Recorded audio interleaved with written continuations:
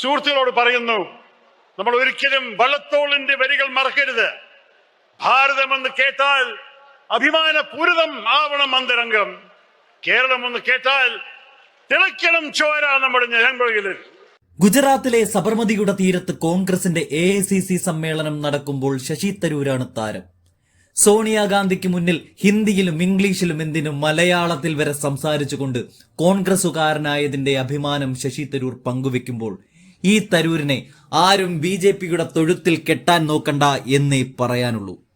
അതിനായി ആരും ഒരു കേന്ദ്രമന്ത്രി പദവിയും ഒഴിഞ്ഞുവെക്കേണ്ടതുമില്ല.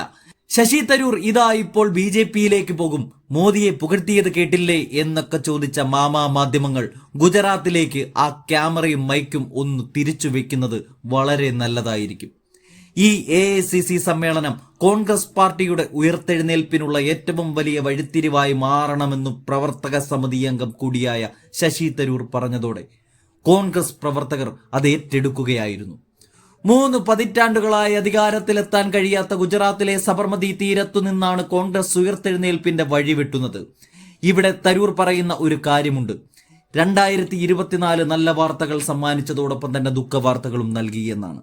ലോക്സഭയിൽ കോൺഗ്രസ് നേടിയ വിജയം സന്തോഷം പകർന്നപ്പോൾ പിന്നീട് നടന്ന സംസ്ഥാന തെരഞ്ഞെടുപ്പുകളിലേറ്റ പരാജയമേറെ ദുഃഖമാണ് നൽകിയത്. അതുകൊണ്ട് ഈ സബർമതിയുടെ തീരത്ത് നിന്നും കോൺഗ്രസ് വീണ്ടും രാജ്യത്തിന്റെ അമരത്തേക്ക് 2009 എത്തണമെന്ന് തന്നെയാണ് തരൂർ പറഞ്ഞത്. ശശി തരൂരിന്റെ വാക്കുകൾ മറ്റെല്ലാ കോൺഗ്രസ് നേതാക്കളെക്കാളും ശക്തിയുള്ളതായിരുന്നു. ഒരേ സമയം ഗുജറാത്തിയും മുസൽമാനും ഇന്ത്യക്കാരനുമാകാമെന്നാണ് ഇന്ത്യ എന്നതുകൊണ്ട് അർത്ഥമാകുന്നത്.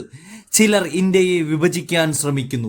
രാജ്യത്തിന്റെ ഏതു ഭാഗത്ത് ജനിച്ചവരായാലും ഇന്ത്യയെ ഒന്നിപ്പിക്കുക എന്നതാണ് നമ്മുടെ ദൗത്യം. ഭാരതം എന്ന പേര് കേട്ടാൽ അഭിമാനപൂരിതമാകണം അന്തരംഗം എന്ന വള്ളത്തോളിന്റെ വരികൾ ശശി തരൂർ ചൊല്ലിയതോടെ സദസ്സ് ഒന്നിളകി മറിഞ്ഞു. മലയാളത്തിൽ തന്നോടൊപ്പം വന്ന സുഹൃത്തുക്കൾക്ക് വേണ്ടി എന്ന് പറഞ്ഞാണ് വള്ളത്തോൾ വരികളെ തരൂർ ചൊല്ലിയത്. ശേഷം അത് ഇംഗ്ലീഷിലേക്ക് വിവർത്തനം ചെയ്യാനും തരൂർ മറന്നില്ല. ഗുജറാത്ത് സമ്മേളനത്തിൽ താരമായി മാറിയ തരൂരിന്റെ വീഡിയോ ഒന്ന് കണ്ടു നോക്കാം. We are gathered today at a historic moment, and I'm proud to second the resolution that has just been moved by my friend Sachin Pilot. It is a historic moment here for us to be on the banks of the Sabarmati in Ahmedabad on the 100th anniversary of Mahatma Gandhi's presidency of this party and the 150th birth anniversary of the immortal Sardar Patel. Today, on the sacred soil of Gujarat, we are here to send out a message from the Sabarmati, the land of Mahatma Gandhi, the land of Sardar Patel, that the Congress is here, is reviving itself, and is ready to face the challenges of tomorrow. Here in Gujarat, where we have been out of power for nearly 3 decades, we stand on the brink of a new revival, and that is a moment of celebration for all of us here today. 2024 has given us both good news and bad news. A good result in the Lok Sabha elections when we doubled our strength in the Lok Sabha, but bad news in a number of state elections that followed.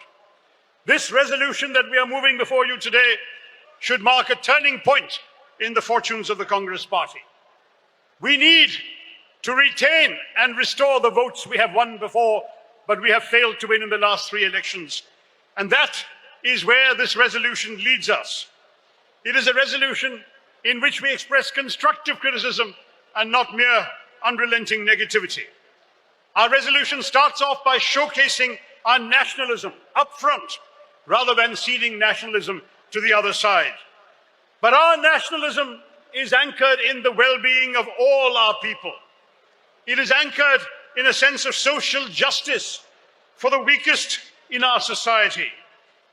A major theme of this resolution is protecting the weak, the marginalized, the OBCs, SCs, STs, those who have been left out of the great adventure of building our nation.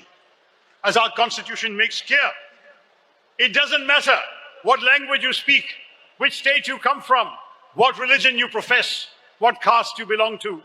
You are an Indian. The Constitution ensures that you have the same rights as every other Indian. That is what the Congress party has always stood for. A policy of inclusion.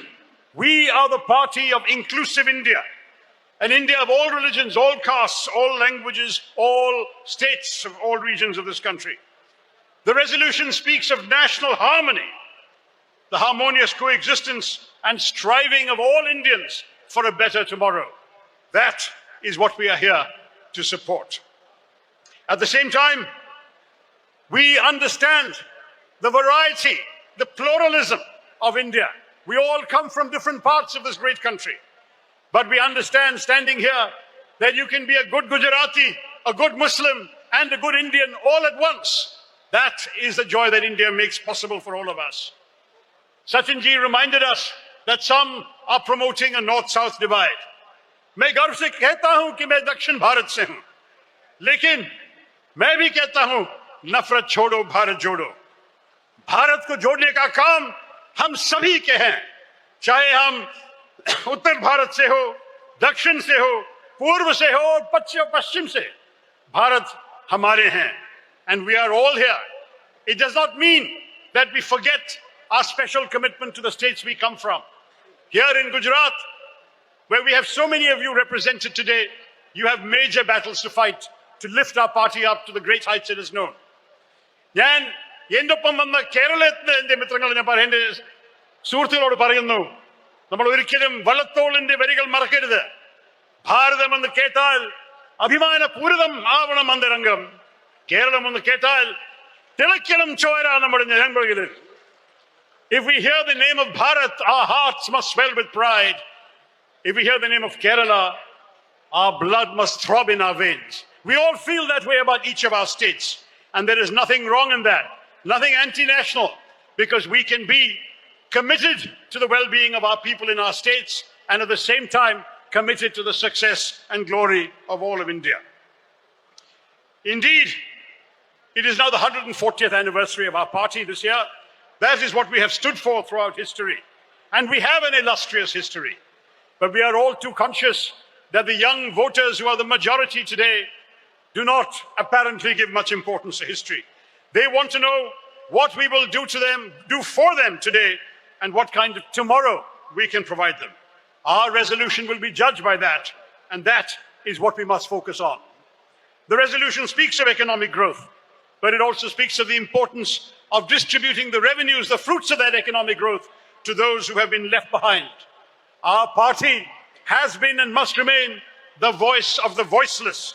We must continue in this resolution to fight for those who need us because the system has not worked for them. Finally, I must say the resolution acknowledges the blood, the sacrifices of all of you, the unsung party workers. You are the lifeblood of the party. मैं हमारे कार्यकर्ताओं से कहता हूं, हम सारे जो यहाँ इस देश पे हैं, हम आपके कंधों पे खड़े हैं. Without you, there is no Congress party. Without you, this resolution would be merely words. आपके बिना, आपके कड़ी मेहनत के बिना कोई शक नहीं है कि ये resolution, ये संकल्प, ये प्रस्ताव शब्द मात्र रहेंगे. इसलिए मैं आप लोग से धन्यवाद कहना चाहता हूं आपकी सेवा के लिए. Thank you for your service. Let us continue to serve our country and this party well. As I said at the CWC meeting yesterday, the Congress party must be a party of hope, not of resentment, a party of positivity, not only of negativism, a party of the future, not just of the past, a party with a positive narrative and not just criticism. I hope we will leave here with a resounding message to the nation that we are here, we will fight, we will be resolved, we will focus on the future, and we will build a better India for all. With these words, I am happy to second this resolution and ask for your support for its passage. Jai Hind, Jai Congress.